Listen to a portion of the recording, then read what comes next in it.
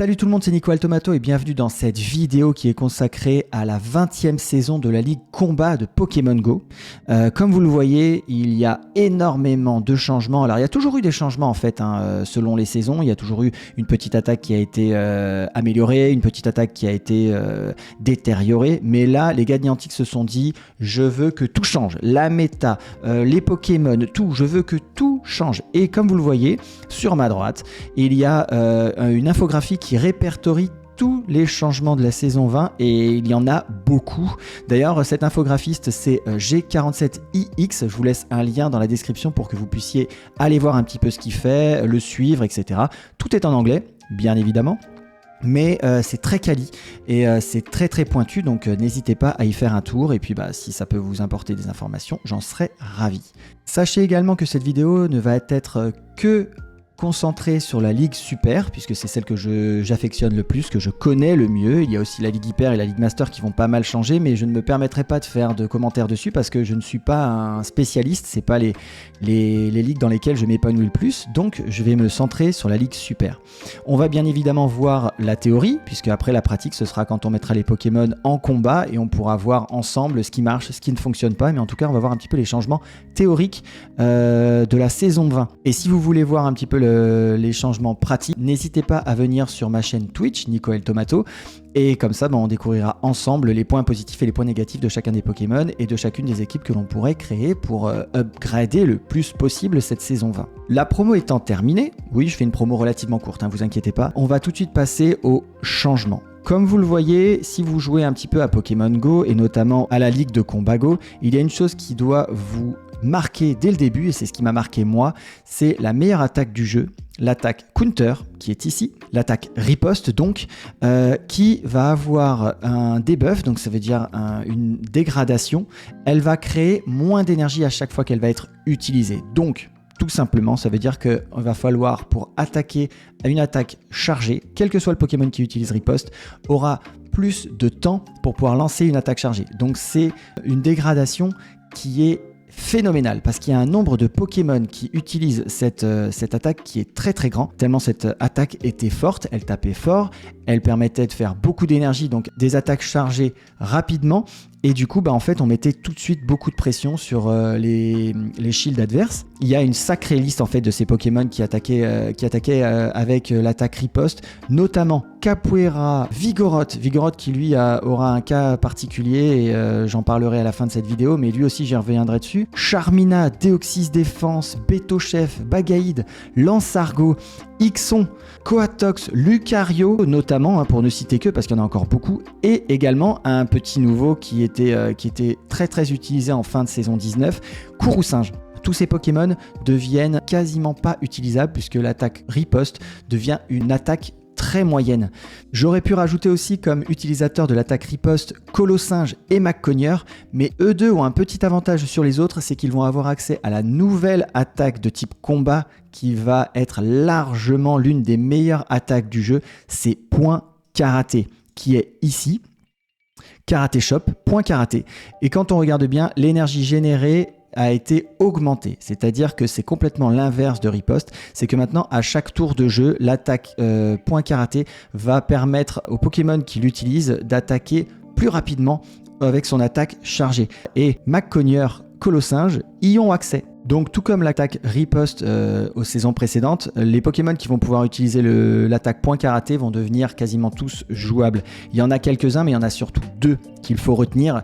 Et il y a McCogneur et l'autre c'est Pandarbar, donc l'évolution de Pandespiègle, qui lui, comme vous le voyez ici, a maintenant accès à Point Karaté et donc ça va devenir le nouveau Bagaïd parce qu'il a un coverage d'attaque qui est bien plus intéressant que celui de Bagaïd et Bagaïd n'a pas accès à Point Karaté, il n'a accès que riposte, donc du coup il va forcément devenir moins utilisé. On va commencer d'abord par McCogneur.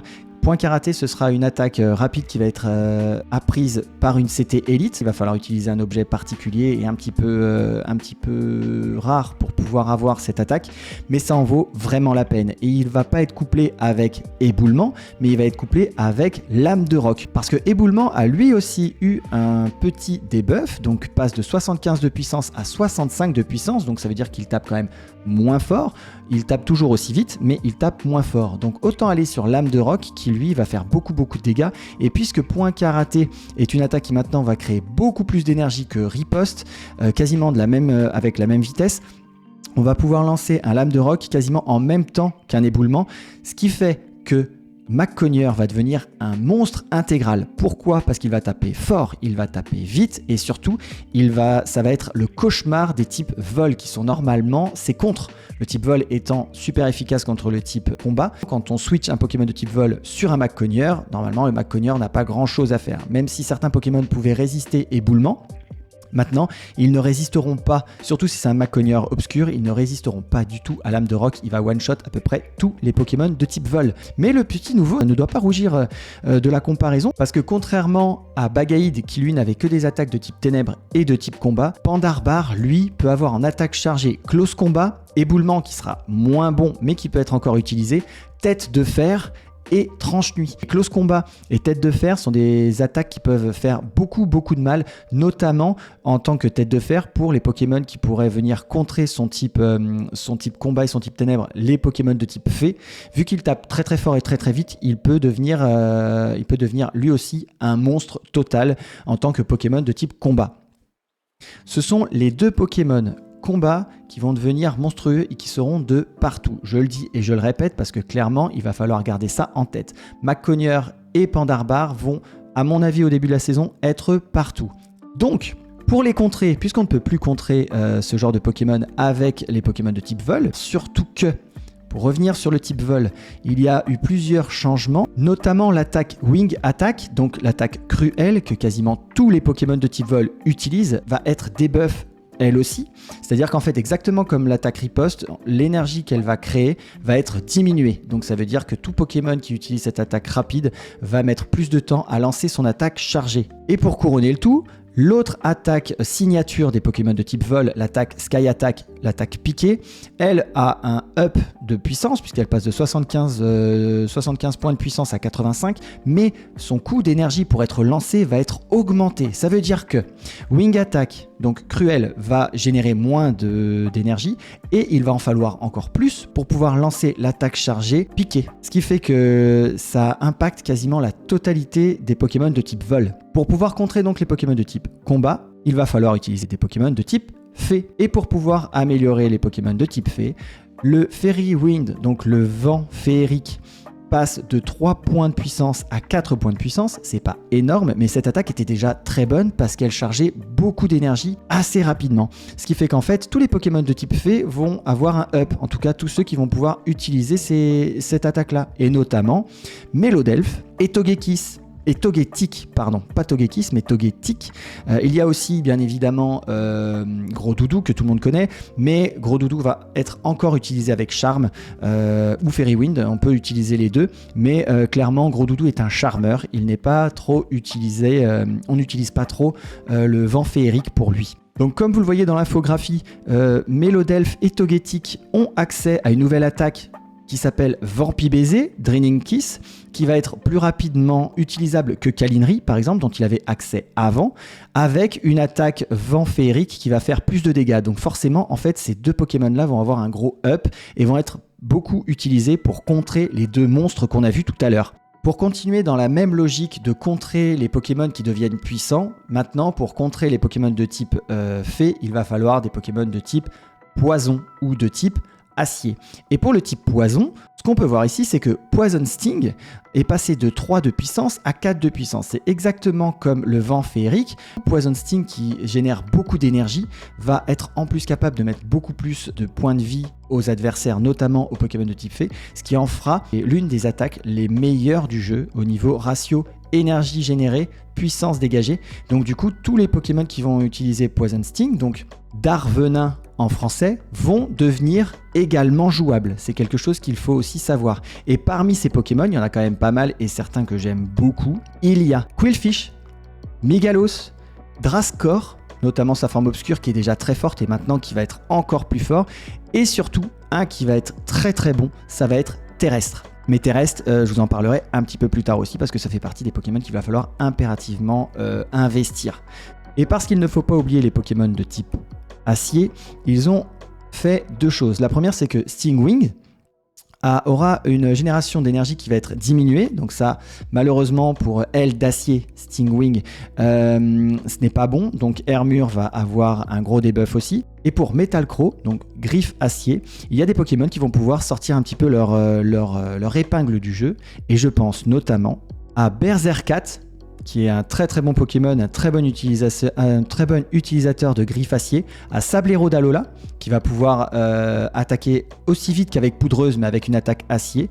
Et moi, mon petit préféré, parce que c'est mon Pokémon préféré, il y a aussi Scalpereur, qui va arriver un petit peu plus tard, qui n'est pas encore accessible, mais qui va lui avoir aussi griffe acier. Donc je suis très content que l'attaque de Scalpereur puisse être un petit peu upgradée. L'énergie générée par griffe acier va être augmenter. Donc on va pouvoir attaquer beaucoup plus vite grâce à cette attaque. Maintenant que la logique des Pokémon qui ont été upgradés et leurs contres naturels ont été évoqués, maintenant il va falloir penser à remplacer le meilleur, ou en tout cas l'ex-meilleur save switch du jeu, Vigoroth. Vigoroth qui est de type normal, c'est l'un des meilleurs types du jeu, il n'est faible que au type combat. Donc il va falloir trouver un Pokémon de type normal et de 2 avoir assez de coverage pour pouvoir aussi devenir le meilleur save switch du jeu. Et pour ça, moi j'ai retiré 4 candidats, pas plus. Gouroutan, un Solourdo, coup de langue, oui coup de langue, et le 4e, potentiellement peut-être une surprise, Écrémeux. Tous les 4 peuvent postuler pour la place de meilleur save switch du jeu, et tous pour des raisons différentes. Gouroutan, lui, c'est simple. Il est de type normal et psy. Ça va être un très bon piège et une très bonne réponse à au Pokémon de type combat qui pourrait y avoir sur votre route, puisqu'il a l'attaque rapide Confusion, qui peut faire énormément de dégâts à un Macconia obscur par exemple. En plus de ça, Gouroutan va avoir accès à Brutal Swing, comme on le voit ici sur l'infographie. Brutal Swing qui est en français centrifugifle je crois. Et comme on le voit ici, Brutal Swing, déjà il va avoir accès, mais en plus, Brutal Swing a un changement aussi de caractéristiques. Alors certes, sa puissance est diminuée de 65 à 55, mais son coût en énergie va être diminué. Donc encore une fois, même si Brutal Swing peut taper un peu moins fort, il va pouvoir surtout taper beaucoup plus vite. Ensuite, on a un Solourdo.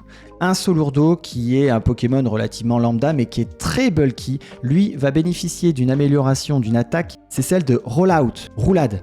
Attaque immédiate qui passe de la puissance 5 à la puissance 8, ce qui est énorme. C'est un up incroyable. C'est en plus une attaque qui génère beaucoup d'énergie, donc ça veut dire que tous les Pokémon qui vont potentiellement pouvoir utiliser roulade vont eux aussi être très très bons, puisqu'ils vont taper très fort et ils vont pouvoir taper très vite leur attaque chargée. Il a en plus un très bon coverage avec éboulement et tunnelier.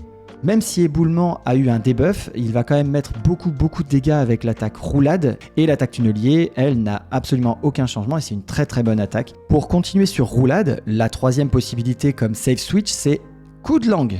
Coup de langue, l'évolution d'Excellang. Excellang qui est devenu beaucoup moins bon, je vous expliquerai aussi après. Coup de langue qui lui a aussi accès à roulade à partir du début de la saison 20. Le coverage de coup de langue est excellent puisqu'en fait il va avoir accès à plaquage. Alors plaquage est une attaque qui, comme vous le voyez ici, va avoir sa puissance diminuée. Donc ça aussi c'est un très gros coup dur pour Vigoroth, mais on y reviendra après. C'est pour ça que ce n'est plus du tout un bon save switch. Mais c'est pas le but de coup de langue. De coup de langue en fait avec roulade va générer beaucoup d'énergie et Body Slam, donc plaquage, sera une attaque juste pour bait l'adversaire. C'est-à-dire qu'on va charger une très grosse attaque et on va utiliser une petite attaque pour ne pas utiliser trop d'énergie et pour pouvoir mettre la pression sur les boucliers adverses. Parce que coup de langue a accès à Balombre, à Lance-Soleil, à Séisme et à Ultra Laser. Donc ce sont 4 attaques extrêmement puissantes. On peut utiliser du coup de langue dans plein de possibilités différentes. Selon l'équipe que l'on a, on peut soit faire un coverage sur une des faiblesses de l'équipe, soit complètement être un gros destructeur, c'est-à-dire partir sur 2 énormes attaques qui peuvent couvrir encore plus de possibilités. Donc Balombre, Lance-Soleil, Séisme, Ultra Laser et Plaquage. Plaquage sera une CT élite, malheureusement, mais franchement ça en vaudra la peine et il sera beaucoup plus utilisable que son petit copain Excellang. Beaucoup moins cher en plus à investir au niveau des bonbons XL. Et enfin, le petit dernier qui peut lui aussi sortir un petit peu son épingle du jeu pour les mêmes raisons que les 2 derniers, c'est Écrémeux. Écrémeux qui a lui déjà accès à l'attaque roulade, mais qui a aussi la possibilité d'avoir un coverage totalement différent avec notamment des attaques de type acier avec Gyroball, glace avec laser glace et électrique avec tonnerre. Ça peut être quand même quelque chose qui est très très intéressant à utiliser aussi pour pouvoir gérer en tout cas les faiblesses des deux autres Pokémon.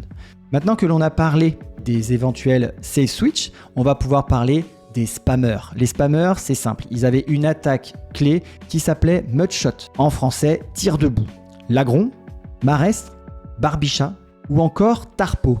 Ces Pokémon-là étaient vraiment ce qu'on appelle des spammers, c'est-à-dire que l'attaque tir debout ne faisait absolument pas de dégâts, très peu en tout cas, mais générait beaucoup d'énergie par tour. Donc ça leur permettait de lancer très souvent des attaques chargées et donc de mettre potentiellement la pression sur les shields adverses. Il y a eu un changement les amis. Son attaque a été augmentée, certes on passe de 3 de puissance à 4 de puissance, mais c'est absolument pas ce qu'on cherche en fait avec tir debout. Ce qu'on cherche, c'est l'énergie générée par tour. L'énergie générée va être réduite. Et ça, c'est pas bon. Parce qu'en fait, c'était justement le but en fait, des Mud Boys, c'est de pouvoir attaquer rapidement. Ce qui fait que ces attaques-là vont rendre les 4 Pokémon que j'ai cités beaucoup moins bons, puisque très faibles, notamment aux Pokémon de type plante, et ils n'auront plus la possibilité de répondre, à part Barbicha qui lui a l'attaque laser glace, qui pourra peut-être sortir son épingle du jeu, mais oubliez Lagron, oubliez Marestre, et oubliez complètement Tarpo. Mais alors vous allez me dire, comment faire pour remplacer les Mud Boys ? Eh ben, on va les remplacer par d'autres Mud Boys, mais pas les Mud Shot, on va les remplacer par les Mud Slap, les coups de boue. Tous les Pokémon qui vont avoir coup de boue comme attaque immédiate seront les nouveaux spammers. Pourquoi ?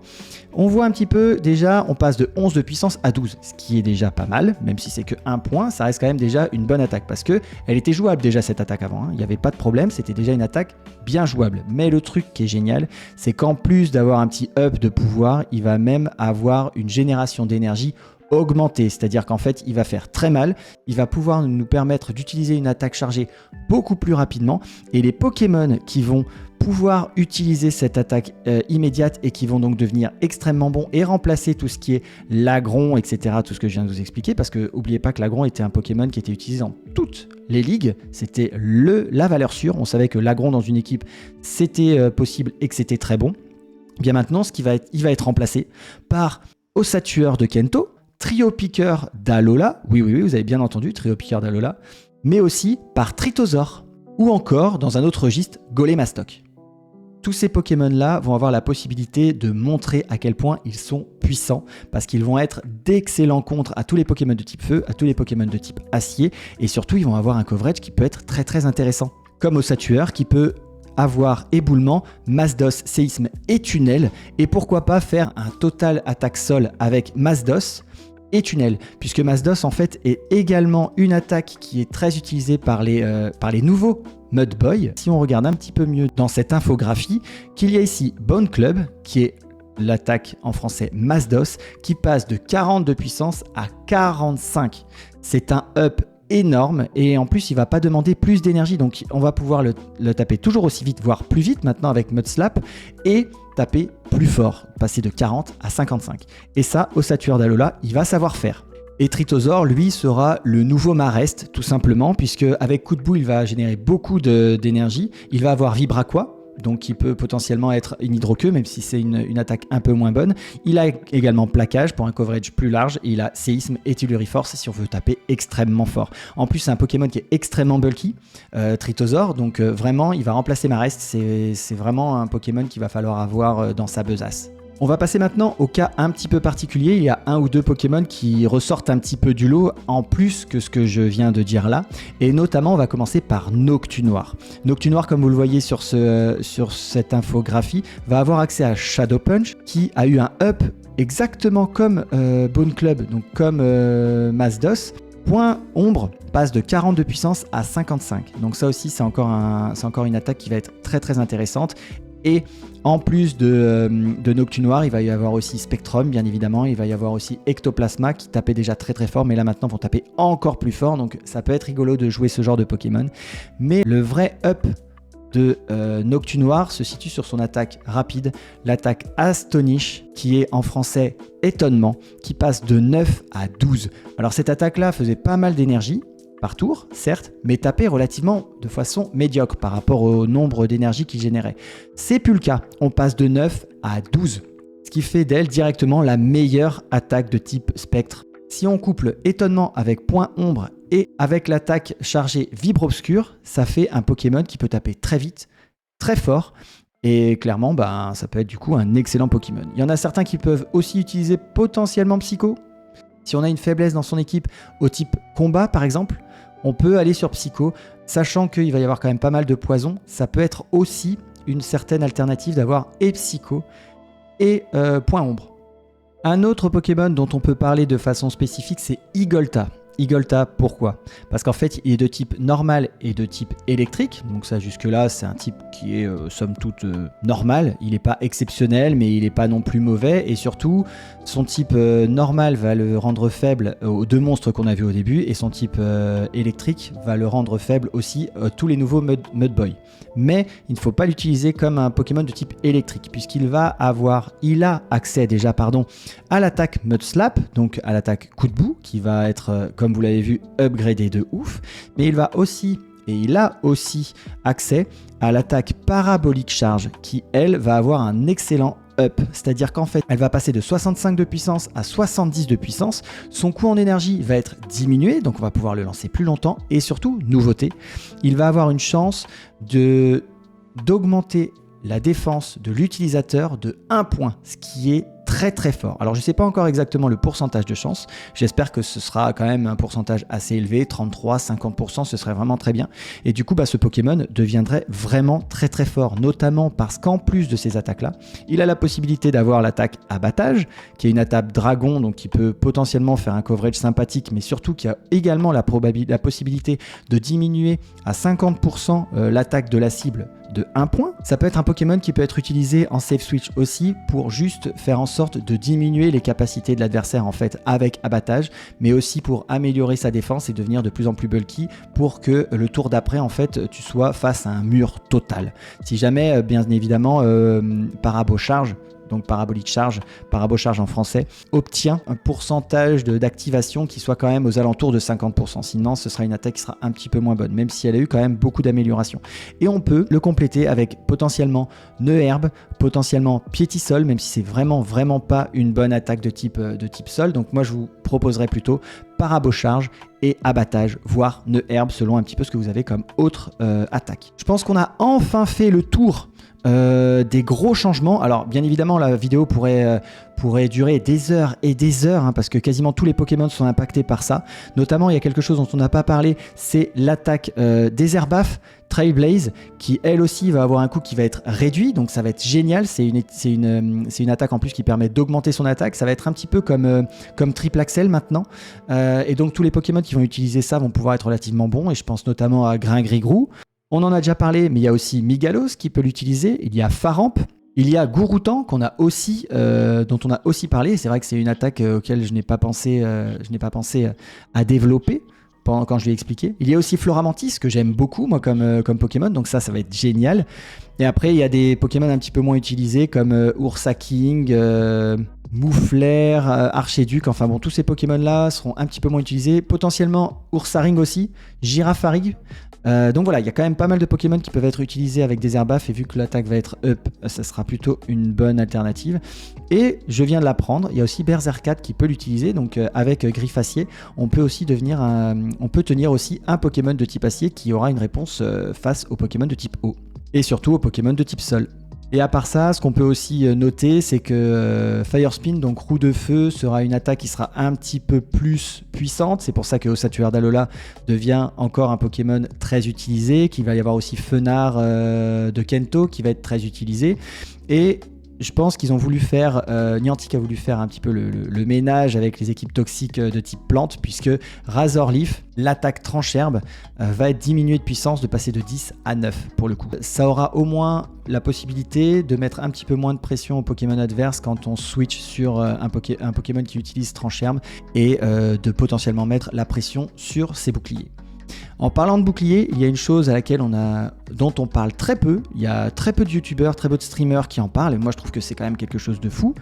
C'est la durée du switch qui va être diminué de 60 à 50 secondes. Je ne sais pas si vous arrivez bien à comprendre ce que c'est. Ça veut dire qu'en fait, quand on fait un switch, on change de Pokémon, on a une cloque en bas à droite qui rend en fait les Pokémon inutilisables. On ne peut plus changer de Pokémon pendant 60 secondes. On a eu, il y a 2 ou 3 saisons, même peut-être plus, la possibilité de faire pendant un temps relativement court des switches de 30 secondes. Les switches de 30 secondes, c'était un peu le bordel. Tout le monde switchait partout, etc. Fallait être vachement réactif. C'était une autre façon de jouer. Moi, personnellement, j'avais pas trop apprécié. Je préférais 60 secondes. Mais 50 secondes, ça peut être un peu un mix entre les deux. C'est-à-dire qu'on va avoir la possibilité de changer plus souvent. Donc, les catchs vont être beaucoup plus importants parce que beaucoup plus faciles. En fait, le nombre de fois où moi je me suis retrouvé en me disant merde, ma cloque, elle est pas réinitialisée, je ne peux pas switch à ce moment-là.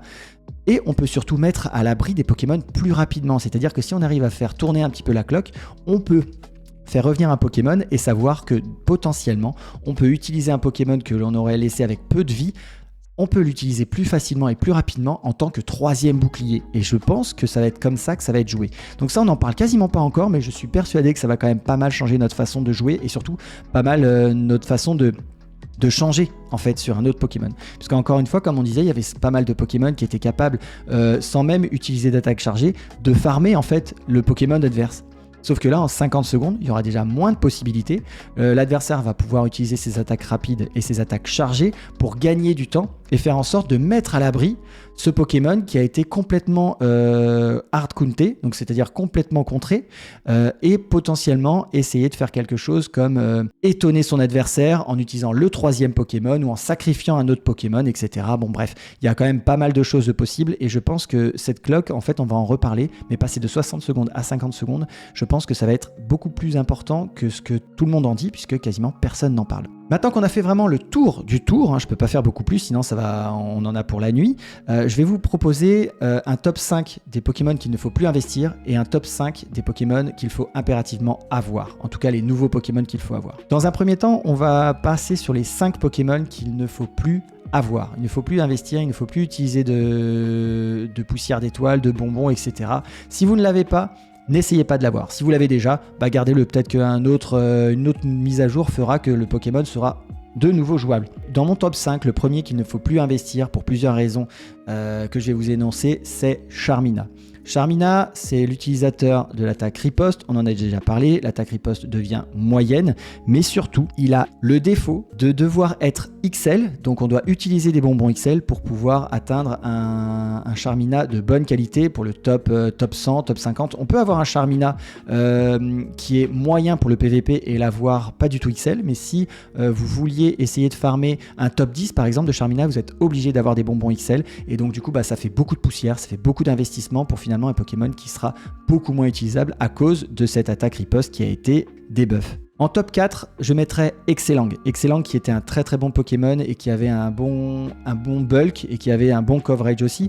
Le problème d'Excellang, c'est que il va avoir son attaque plaquage qui va être debuff, donc qui va être beaucoup moins impactant sur les shields adverses. Et pour la même raison que Charmina, c'est un Pokémon que l'on pouvait avoir avec des bonbons XL obligatoirement, donc un gros investissement. Et maintenant, son évolution, Coup de langue, qui nécessite absolument aucun bonbon XL. Certes, il va falloir utiliser une CT Elite pour avoir plaquage, mais clairement, l'investissement en bonbons XL et en poussière d'étoiles ne justifie pas d'avoir un Excellang plutôt qu'un coup de langue. En plus, coup de langue a vraiment de très très très grosses attaques. Il va avoir roulade qui va charger plus vite qu'Excellang. Il va avoir séisme, ballombre, etc. qui fait beaucoup plus de dégâts. Et il va quand même avoir plaquage pour faire les baits, pour lancer une petite attaque, mettre le bouclier adverse et pouvoir ensuite attaquer clairement avec de grosses attaques et faire de très très gros dégâts. Donc Excellang à oublier malheureusement. En numéro 3, Cresselia.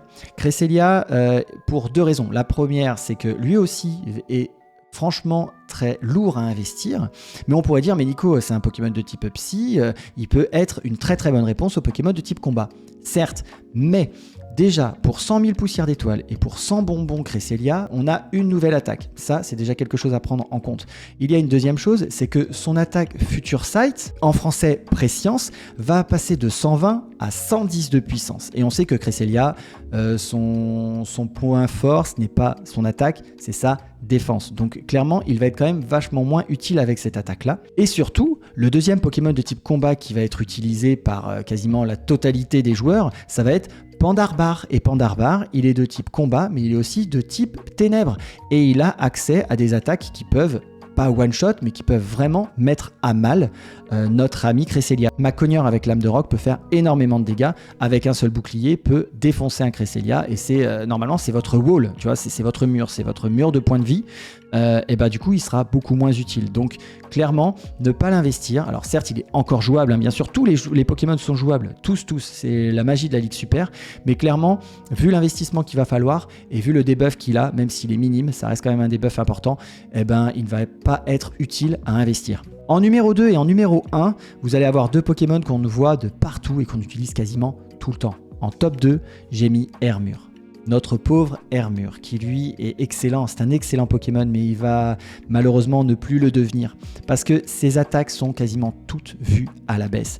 Il a comme attaque Cruel, mais on ne l'utilisait plus trop avec Cruel maintenant. Aile d'acier, Stingwing, qui a été revu à la baisse malheureusement, donc ça veut dire que l'énergie générée par cette attaque-là, son attaque rapide va être diminuée, et vu qu'il a aussi piqué, malheureusement, comme je vous l'ai dit, un piqué aussi, ça a été revu à la baisse. Elle est plus puissante, mais elle met beaucoup plus de temps à être attaquée. Elle sera plus utile, puisque si quelqu'un a un rapace, il va plus être du genre à farmer pour avoir 2 rapaces, les lancer à la suite, que vraiment essayer de bait avec un piqué et ensuite arriver sur rapace, parce que rapace diminue quand même de 2 sa défense.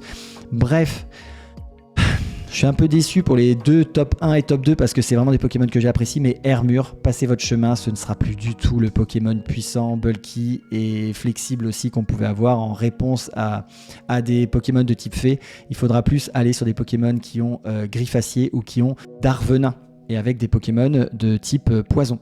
Et en top 1 de la dégringolade, ce sera Vigoroth. Vigoroth qui a été sali. On lui a manqué de respect, je vais pas être vulgaire, mais on lui a dessus. Toutes ses attaques ont été vues à la baisse. Riposte génère moins d'énergie, éboulement est moins puissant et plaquage est moins puissant également. Ce qui fait que ce Pokémon, en fait, finalement, est malheureusement beaucoup trop affaibli dans la nouvelle saison pour pouvoir être jouable. Là, cette fois-ci, c'est vraiment une histoire de jouabilité, ce Pokémon, et sera très très peu jouable, malgré le fait que, comme je vous ai dit, la Ligue Super, tout le monde peut avoir son épingle du jeu, mais la Vigoroth, franchement, il a pris trop cher, je suis désolé, mais il va falloir y penser pour les autres saisons, si jamais on lui met accès à d'autres attaques et qu'on puisse l'utiliser autrement qu'en save switch. Mais là, en tout cas, Vigoroth, malheureusement, top 1 de la dégringolade parce que on lui a manqué de respect. Niantic lui manque de respect avec tout ça. Tout a été vu à la baisse. Moi, je suis extrêmement triste parce que ce Pokémon, je l'aimais beaucoup. Il était très facile à avoir. Il coûtait pas cher.